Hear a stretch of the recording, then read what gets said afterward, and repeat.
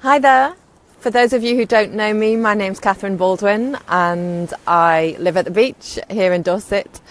I'm a love, dating and relationships coach and a midlife mentor. I write, I blog, and I'm the author of How to Fall in Love, a 10-step journey to the heart.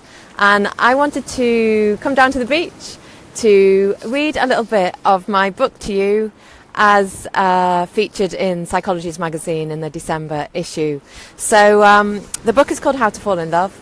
It looks like this on Amazon. And in the December issue of Psychologies magazine, that's the one with George George Clooney on the cover. There are a number of features on love and relationships as part of a love dossier. So do check that out. And there are 2 pages on my book, and I'm just going to go through the steps that they've picked out and then read, share the other steps, because there's 7 steps in the magazine article. And the title is The Key to Unlocking Real Love. So the first step that the article features and that I've written about in my book is to look within, to step inside. So that means to pause, slow down and get in touch with your inner feelings. Get in touch with your intuition, your heart, those feelings that might be buried deeply. So if you've read my blog From 40 with Love, or if you've read my book, you'll know my history as a high achieving former foreign correspondent and international journalist and political reporter for Reuters, based in the Houses of Parliament for 6 years. And for many of those years, I was running, as well as doing my job, I was running away from my feelings. I was running away from hurt, from pain. I was masking low self-esteem and low self-confidence. I was binge eating and starving, compulsively exercising, keeping myself so busy that I didn't have time to feel. And as you can imagine, if I can't feel my own feelings, if I can't connect to myself, how do I connect to others? So that was the first step that I had to take really in forming a healthy and loving relationship. In order to form a healthy and loving relationship with someone else was to form one with myself. So I had to step inside, slow down, connect to myself. So the first step is about finding ways in which you can do that. That's why I come to the beach so often, that I can really connect to myself here and to something greater than myself. I love the sea. I love the peace that I find here. So find something that can support you to connect to yourself, to feel your feelings. It could be meditation. It could be mindfulness. It could be hugging trees. I'm a real tree hugger. It could be walks. Anything to do with nature is really good. Anything that helps you to pause and slow down. So the second step in my book, which isn't in the magazine, but that is about strengthening your core, what I refer to as the inner oak tree. So I love that image of a solid tree with a thick trunk that stands tall in rain and wind and that doesn't fall over, and that's our strong core. If you imagine what we do in Pilates, if you've ever been to Pilates, strengthening those core muscles that support the rest of our bodies. So we have an emotional core and we have a physical core. And I believe that, strengthening our physical core through things like Pilates and yoga and so forth is really helpful because it helps us to stand taller. And I believe that that helps to strengthen our emotional core. But we also have to do work on our emotions. So how do we strengthen our emotional core? How do we build our self-esteem and our self-worth? And there are lots of tools that I share in the book to do that.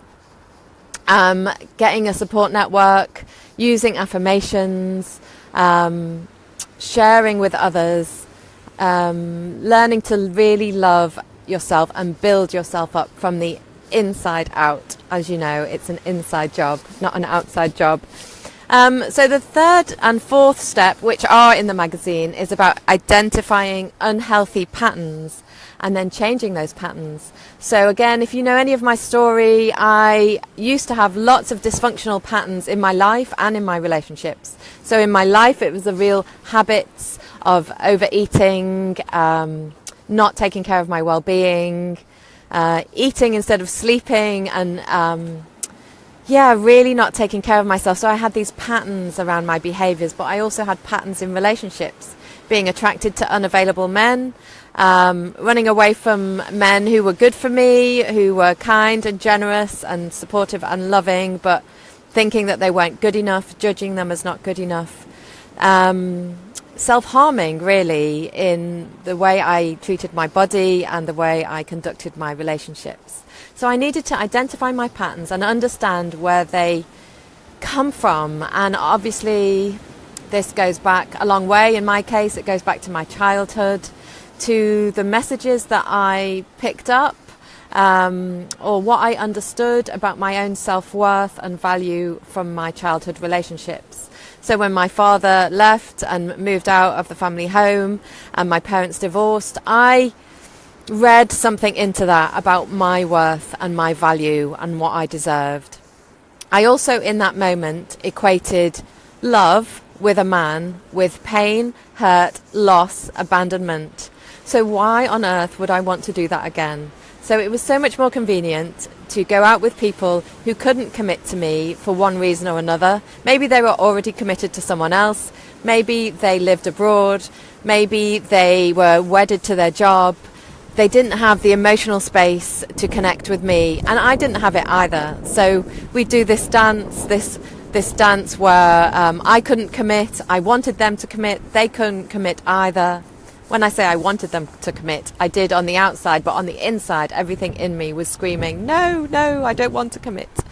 And also, that's what I did when there were men who came on the scene who were able to commit. I didn't want that. So I judged them, I criticized them, I came up with all manner of reasons why it wouldn't work out. So then I had to learn to change my patterns, and I have a whole chapter on this in my book. Do things differently. I got a lot of support to do that. I worked with other people who were doing the same thing, changing their patterns as part of an accountability group, I suppose. And that's why I have my Love Ladies community, which is a small community of women who are on the dating journey, looking for a relationship or wanting to start dating again, who want to be in a small group of women so that we can support each other, help each other get outside our comfort zone, but also, stop that crazy thinking or the over-analysis, or stop hanging out with people who really aren't good for us. So I'll put on this video at the bottom links to that Love Ladies community. So that's about doing things differently, changing our patterns. Another step is to let go of lost loves, to let go of things that are people that are taking up headspace and stopping us from moving forwards. So that could be ex-boyfriends, or people who, people we fancy but with whom there isn't a possibility of it working out. Letting go is also about letting go of the things in our lives that don't work for us, and I'm really keen on doing a letting go workshop before the end of the year, and I'm not sure I can fit it in, but I really want to. So have a think about who it is or what it is that's clogging up your headspace so that you can't move forwards. I know it's difficult to let go.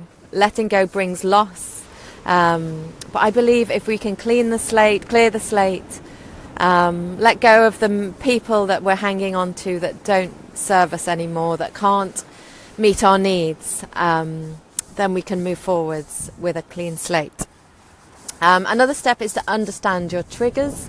So that is, in my case, I would see things in the men I was dating that reminded me of aspects of myself that I really didn't like, I really disliked. So that could be overeating, it could be excess weight, it could be procrastination, indecision, it could be a lack of drive. I saw those things in people, and I recognized them in myself, and I hated seeing myself reflected back in other people.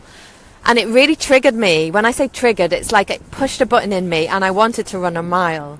So understand your trigger points. Take a look at the magazine, or take a look at the at my book to understand that chapter a bit more, because it can be complex, it can be hard to understand, but sometimes aspects of us, we see them in other people, especially when we get close to people, especially when we want to love them, and they freak us out and we want to run a mile. So if we can understand what's happening, we'll be less likely to sabotage our relationships. So throw away the list. That's another step. So you might have a list of qualities that your ideal man or woman needs to meet up to. It might not even be that formal, but you might have it in your head, some sort of tick list. And when you meet someone, you think, oh, they're not this, or they're not that, or they wouldn't get on with my friends, or they're not particularly sporty, or, you know, it's important to have some interest in common. But I know from my experience that I was looking for a carbon copy of myself. I was looking for someone who was everything that I thought I was, so who had traveled the world and who spoke lots of languages and who could dance salsa and and who was really good at spelling and all those things. And my partner isn't those things. So sometimes the things we think we want in a person are not what we need. So it's about throwing away the list. I'm struggling a bit with the breeze, with a magazine and with my book, but I hope you're you're still listening. So let me just take a look. So that's the checklist. Another step is about healthy and loving boundaries for ourselves. So we can do this in our relationships with ourselves in terms of what we eat, how much we exercise, what time we go to bed at night, when we switch the phone off. Boundaries. It's about healthy limits for ourselves. And when we go into relationships, we can set healthy limits too. So what time do we want to leave a date? How many glasses of wine do we want to drink? What's your boundary around physical stuff on the first or second date? Do you know that as soon as you kiss somebody that your head goes crazy? As I wrote in my book, the mist descends and I no longer have control of my faculties, and I start to imagine all manner of things like our wedding or whatever, and I lose the ability to choose. Sometimes in the old days, once I got physical, I lost the ability to choose. Suddenly I was in a relationship. I'm like, how on earth did I end up here? Did I choose that? So healthy boundaries for ourselves can stop us from getting in a mess, staying out too late, going too far. And I, believe me, as I say in the book, all the boundaries I set for myself, I broke pretty much all of them. But I was aware of the need to have them, and I started to put them in place. And it was a sign to myself that I was worthy, that I deserved a healthy and loving relationship. So take a look at the boundaries. If you'd like help with them, setting them, I have a free Facebook group, Being Real, Becoming Whole, or my Love Ladies community for a small fee. Take a look at that. Right, I'm moving on. So, that's the last step in Psychologies. They've done just 7 steps, but I've got 10 in my book. So what have I missed? I think I've missed 2 out. I know what the last one is, but I'm not going to jump to that. Bear with. Make time for love. So if you are a professional woman, can you hear me? If you're a professional woman, if you're a successful woman, you'll be incredibly busy doing your life and doing your work. Sometimes we need to make time for love. We need to make space for another person in our lives. So do you need to do that? I've got loads of ideas in that chapter about how to do that. I'm going to start wrapping up because it's getting windy. Make bold choices. So I think that is the final step in the book, to make bold choices. So why am I here at the beach? Why do I live here in Dorset? Because I made bold choices. I decided that I wanted to be no longer living in London. I'm just going to move. I decided I wanted to be no longer living in London. There were some people just arrived. I decided I wanted to be no longer living in London, that I wanted to be living by the sea, that I wanted more freedom, that I no longer wanted to work in an office every single day and not really see daylight. I decided I didn't want to be a political journalist anymore. I decided I wanted to coach people and women in particular and help people. So I had to make bold choices. I left my job. I rented out my flat for 6 months and I moved down here to the sea. And I appreciate not everyone has that luxury, but is there a way that you can put your toe in the water and try a different life? Go and test out a different life somewhere if that's what you want to do. If you want to change your career, I offer midlife mentoring, so do get in touch if you want to change your life and change your career, if you want a different life for yourself. But that's the final step in my book, Make Bold Choices.